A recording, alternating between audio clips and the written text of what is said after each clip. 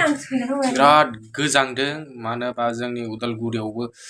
टंला बेसिं अन्थाइफोर बरफ गोलैदों आरो गुवाहाटी गोलैदों जे सोरगिदिं जेरावबो बरफ गोलैदों बेनिखाय गोबां आंनि उनथिं नुदों नोंथांमोना गोबां अखा बरफ गोलैनायफोरखो जायनि थाखाय थान्दाया बांसिन जादों नोंथांमोनाबो थान्दायावहा गाननानै मोजाङै थागोन आरो बेरायगोन जाहाथे बेराम आजारनिफ्राय गावखौ सेफटि लाखिनो थाखाय नोंथांमोना बेखौ खालायगोन दिनै गोबां थान्दा जादों नोंथांमोना नुदों ससियेल मिडियाफोरावबो आंनि उनथिंबो नोंथांमोना नुदों भिडिअफोरखौ बरफ गोलैनाय माबायदि जादों